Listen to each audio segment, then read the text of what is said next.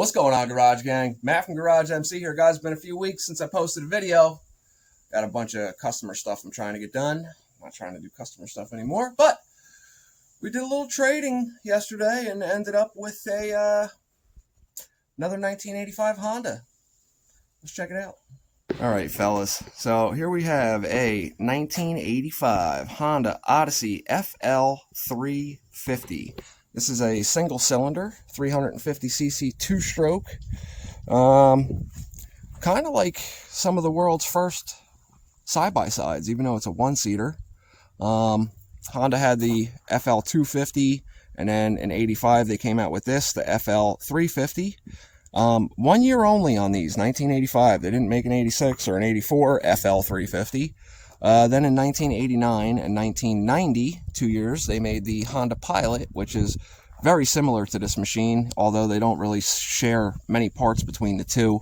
The Pilot is a 400cc liquid-cooled engine in that one. 350cc's on here, air-cooled. Everything's here, man. We still have the original tires on this machine. Battery's dead. Have not heard this one run yet, so kind of took a little bit of a gamble on this one without hearing it run. But like I said, came in through a trade deal, so you know, no money out of pocket here. We got our original toolbox with the tools still in here, right there. I didn't open this bag yet, but feels like they're all in there anyway. We are missing the two decals that go on the rear fenders. Found a set. Well, I didn't find a set. I was talking to Bruce from Blue Line Decals. Got it. I get all my OEM reproduction style graphics for these type of machines. He doesn't offer them for the Odyssey. So found a set of new old stock that he pointed me in the direction of.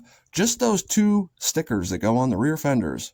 $440 plus shipping.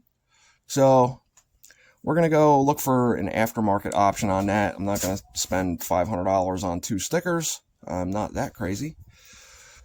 But machine is pretty nice. The battery is dead. Yes, it has a backup pull start, but these machines here, it was stored on a rack system in a heated and air-conditioned garage where it came from.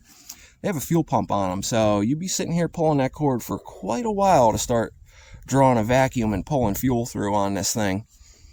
Both the keys are still there. This is where you open the key, put the gas in there. It takes two-stroke mix, obviously, pre-mix. It has a pretty new an Uni foam air filter in there. We got a Trail Tech temp gauge on the steering wheel, which is good to have, especially on an air-cooled machine. You got your little side mirrors so you can see behind you, see what's going on. Told you guys that I already told you it has the OEM tires on it. I need to throw a battery in this thing, and I already threw fuel in it, so we're ahead of the curve there. And start cranking this thing over and get some fuel into that carburetor. I believe these came with a 34mm key-in, I believe. You guys can see down in there. It's a little bright out here. But yeah, we're still got the OEM carb in there. This is an aftermarket option, Audi Cool. These usually come with a little block-off plate here. This switch was added, matches the other stuff. And that blows air down onto the engine as well. Also gets air from these side scoops, which direct it into the fins of the engine. So, alright, I'm going to not film swapping the battery. I'm going to go ahead and do that on my own time, but pretty straightforward. It's down here. I'm going to go ahead and do that, and then we'll pick back up. Hey, fellas, we got the battery installed. Not the easiest battery swap, man, with this rail here and the length of cable that they give you with this thing, but I think I need to go get more fuel. I want to fill this thing all the way up, but we're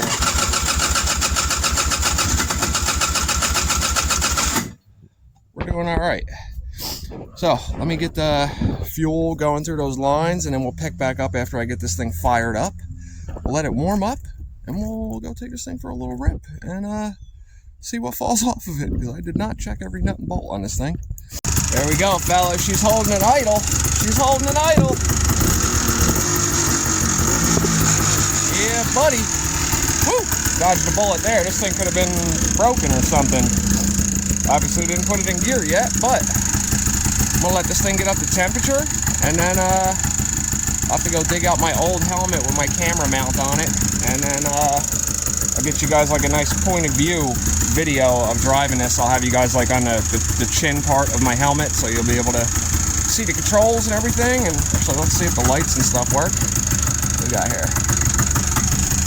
Yeah, we got lightage. We got tail lightage. Yeah, we got tail lightage too. The at one fender, I guess something was stored on it. You guys can see it's not broken. It's like something was stored on it for a while and it kind of took new shape. So I'm gonna have to undo that because I want that to look proper. The headlights I'll take off and ultrasonic clean those with no bulbs in there and get it all clean inside and out and dry them out. Those will go back on. Pretty nice machine though, man. Yeah. You guys know I love my two-strokes, man.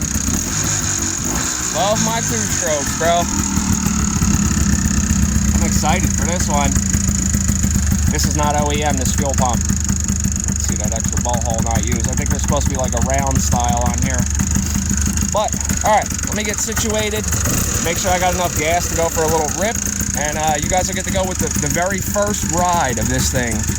With me riding it. First one I've ever rode. Been a dream since I was a little kid to have one of these, man. So I'm pretty excited. Just excited just with the opportunity just to own one of these. I don't know how many they made. Maybe one of you guys do.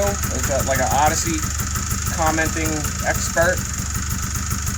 I don't know how many of these they made in '85, but you know, 1 year only. Obviously the Pilot's a way better machine. It's also way more expensive too. So, you know, it is what it is. I noticed we have some aftermarket shocks on this thing too. Baja Magnum OR. I don't know, man. Obviously not stock. So, got the CVT down there spinning. Still the OEM CVT. It's not a Polaris one. I've seen some people with Polaris ones on there. Alright, sounds like the idle might need to go up just a touch. Alright, enough talking, man. Let's go take this thing for a ride, fellas. Before we pull the Odyssey out for a rip. Yeah, buddy. That's coming this year as a build. 1989 CR500R. We got the 92 Suzuki LT250R build coming soon. And if any of you guys don't know, man, I have a Facebook group for the YouTube channel. It's called GarageMC YouTube channel group. Somebody's going to end up winning my 330R. Somebody's going to end up winning it, possibly for $25. So, you know, it's for that group only, so I'm not going to give you too many details, but I'm sure you guys can pick up what I'm putting down. Jump on over, man. You got to get approved to come into group, and it's the only place it's going to be available. Only place it's going to be available. So, yeah, I'm excited for that one too, fellas. Definitely excited for that one. All right, fellas, a couple days later, I went the other day from the scene when I was showing you guys the CR500 and stuff. It ended up snowing that night, and I took it out for a little rip. Here's a little short clip of that when the snow started falling.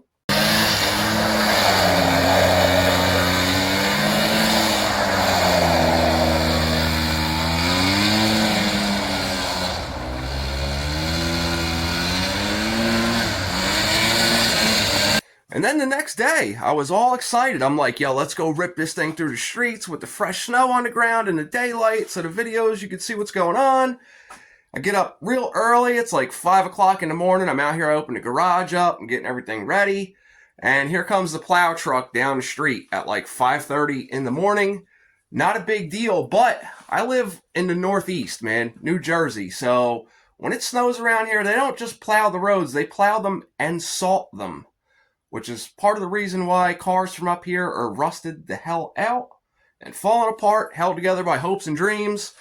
So, didn't want to take this survivor of an FL350 Odyssey and just dust salt all over this thing. Not my plan, not what I wanted to do. So, it is now a couple days later. Went ahead and took that time to get the rear fender back in shape, like I showed it to you guys earlier in the video. This one was like, this part was pushed down and that part was up, so it didn't look right. So I threw a bungee on it from here to here, and just let it sit for a few days, and then that part was still tweaked up a little bit. Took a little bit of pressure to push it down, so I basically just took my heaviest tape measure I had and just clipped it on there. So we're going to see how this thing came out. Let's see if this holds shape. All right, so good so far. We'll have to see how it looks from the rear, if it's level with the other one. Let's see what we got here. Video coming soon. I'll tell you about that in 2 seconds. Oh yeah, we look way better now. Way better now. Somebody dropped this off last night. You guys have probably heard me joke before, if you've watched my channel before, about a 400EX is like one of the only quads that will actually run with no oil. Well, somebody tested that theory out. Had a little bit of an oil leak when he bought it, and just said, F it, send it, and, well, you can guess why it's here now. She's a little stuck. She's a little seized. So, drop a comment, man. I might just fix that on my own time, but it would kind of be cool to see on video what actually happens when you run a 400EX with no oil in it. No oil. We've all done it. You got a little drip coming off of your machine, and you're like, oh, I'm going to go ride it anyway because, I mean, I get it. I've done it too. You know your machine. You're like, ah, it's still good. Well, apparently, it's not still good. So, we're going to dig into that. Coming soon.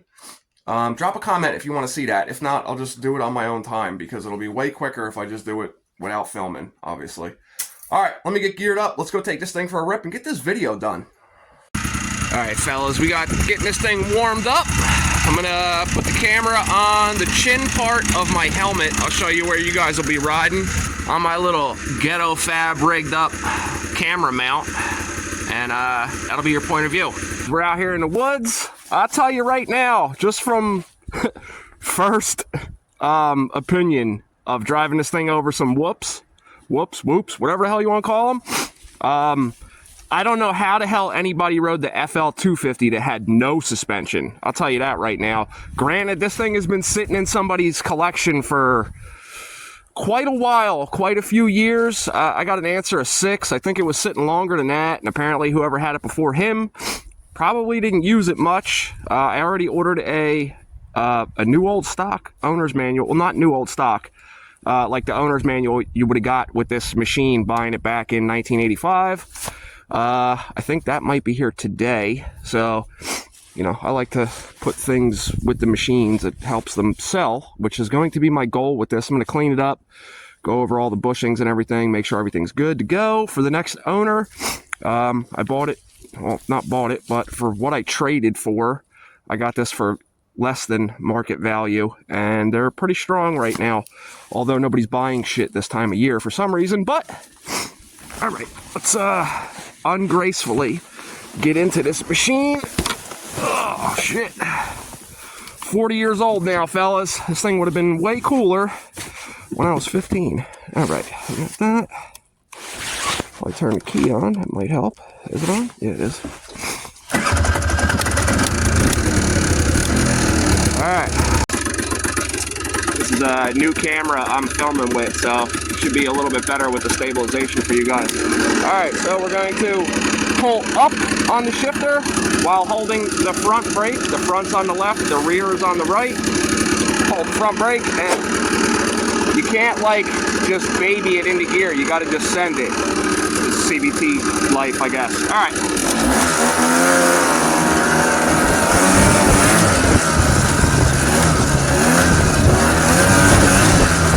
Yeah, I would not want to catch a bunch of air with this thing, I'll tell you that right now.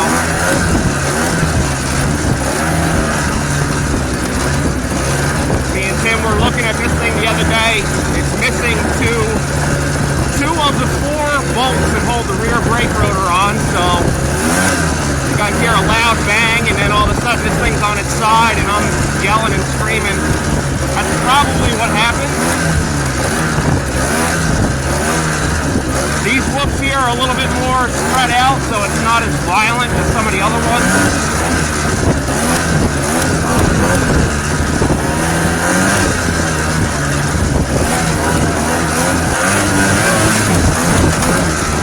Okay. recommend it, but not gonna beat on it too much, man. Parts for these things are not cheap, guys. Not cheap at all. Not cheap at all. I wouldn't see it being a viable thing to do to restore one of these with new old stock parts, and I think you're gonna get your money back out of it. As of this point in time, 2025, you'd probably be double to triple what you would get for the machine. Yes, I've always wanted one, but this one will get sold, and then I'll find one with a blown engine and do the Rotax 670 swap, which looks insane with some long travel. Let's go over here.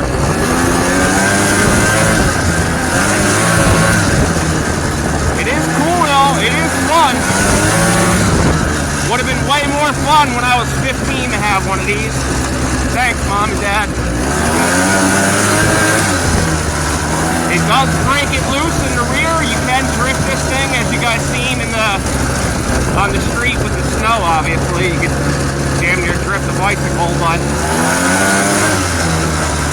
I'm sure this belt is probably dry. Like dry rotted.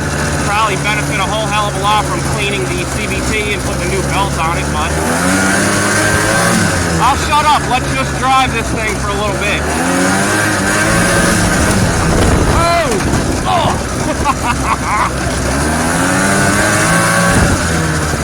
Yeah, sideways. Check this little thing out that I found the other day. I never knew that this was here by my house, right in the woods. Turning radius sucks because both rear wheels spin at the same time, so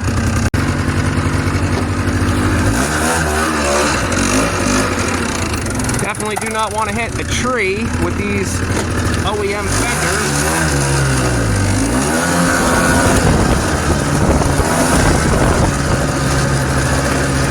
Really should have brought some gloves, man. It's like 34 degrees here today. Oh, that really hurt. Yeah, that was my head on the roll bar. Good thing I got a helmet on. I'm 6'1", so I'm kind of shoehorned into this thing.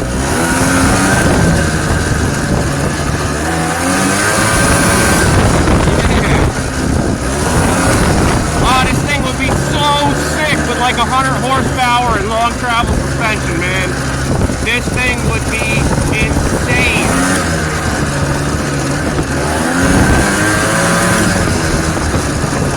Alright, Matt, chill out. These brakes aren't that great.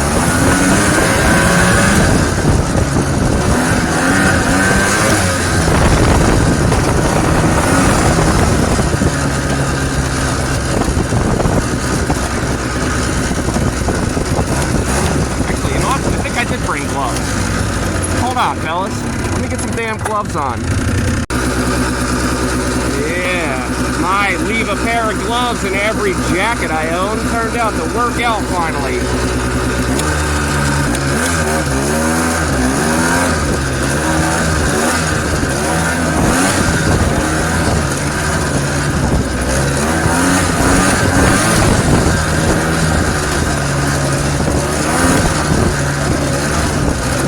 It's hard to commit flooring this thing over these whoops right now, especially not knowing the characteristics of how this thing likes to handle. This is legitimately my first time ever riding an Odyssey. 250, 350, 400 Pilot, any of them, other than in the snow the other day on the street, but that's not this thing's element, obviously.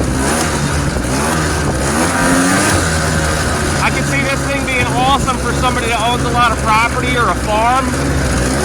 Would be really cool.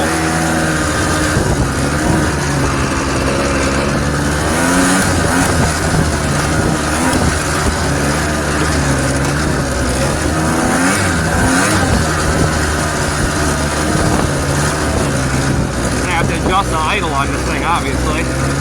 There's a kind of like on a thumb throttle, there's an adjustment right here on the back of the steering wheel, so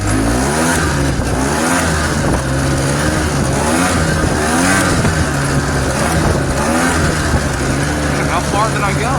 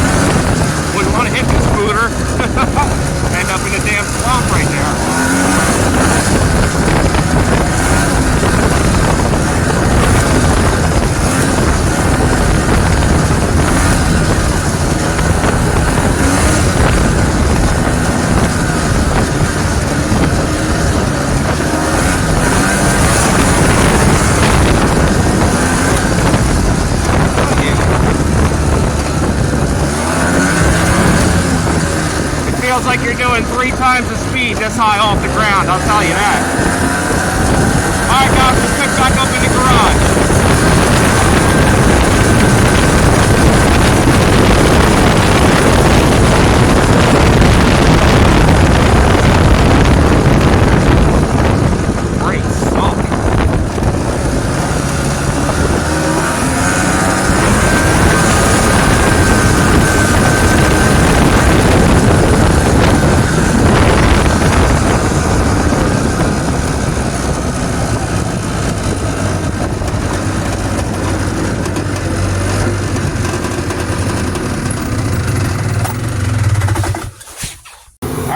Back at the garage. I got the diesel heater on because I couldn't feel my fingertips for about 5 to 8 minutes.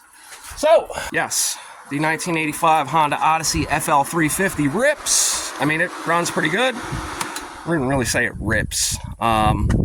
So my first take on actually riding one of these in the trails.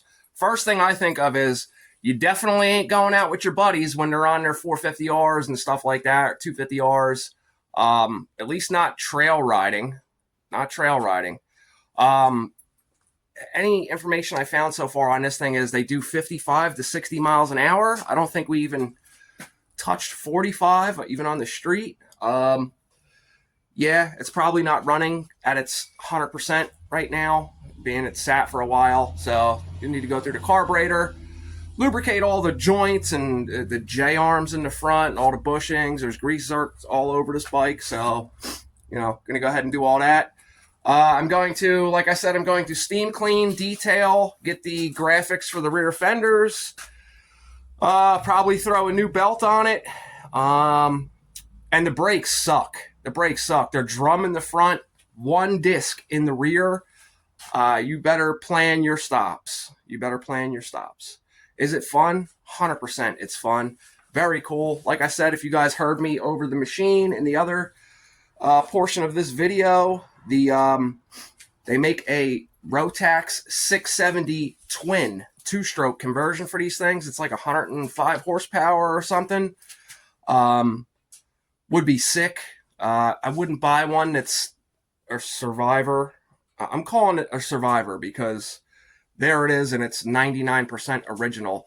Anything that I've noticed on it that's aftermarket is the Audi Cool fan, which I think was an option that you could have got at the dealer. I could be wrong. And it has different wheels on it, but has the OEM tires. So the wheels that should be on it kind of look like a Rincon, like 250 or something Honda, like the stamped steel ones. Not mad at these. They're still gold. It still looks the way it should. I have to take the headlights off and ultrasonic clean the inside of those because it kind of looks like it's got cataracts on the, you know, this one over here. If you guys can even see that. That's just, you know, needs to be cleaned. It'll clean up very nice. I'm going to magic erase all the plastics. I did this little section here, if you guys could tell, and I did the top of this fender and this portion here, so you should be able to get a good look at, like, that's not magic erased. That is with a magic eraser. Those things are great for white plastics. All the heat shields, toolkit, everything's there. Did a little bit of research on some of the ones that are in my area for sale.